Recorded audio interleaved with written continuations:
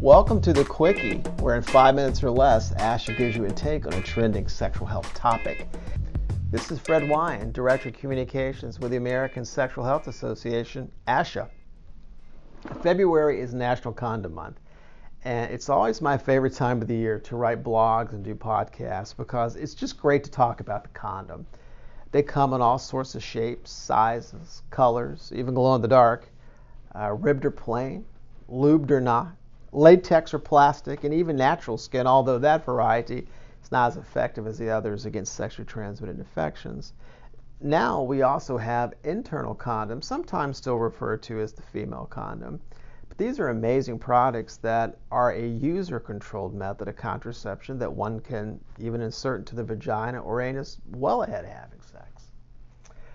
When I was a teen, my fellow adolescent wise guys and I were a bit awed by condoms. They were serious business back in the day. Simply possessing one conferred a certain level of credibility. They were kind of scary too. They were foil-wrapped reminders that we were taking our first steps into the world of adults and serious stuff. You were never quite sure how to use one despite the best efforts of the basketball coach who was co-opted into double duty as the generic health teacher, which in turn resulted in the Commonwealth of Virginia entrusting him with our school's fledgling sex ed curriculum for boys. I think the poor guy even taught driver's ed one semester.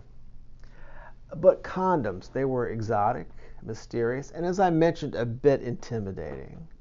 They were absolutely hidden from our parents too, with the same level of top secret access usually assigned to a pack of smokes or a purloined copy of Playboy.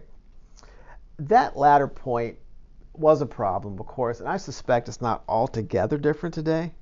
Given how many teens are sexually active, the CDC says about 41% of high school students have had sex.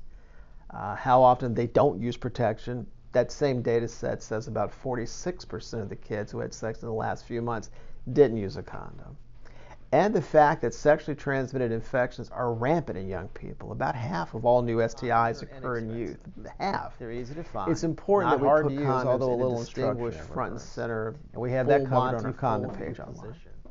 And they're really, really effective against HIV, chlamydia, and a lot of other STIs when used, as the public health mantra goes, consistently and correctly. They're not a bad choice either against unintended pregnancy. And because of the STI prevention angle, of course, they're a smart choice even when using another type of birth control, like the pill. We always have messaging for parents.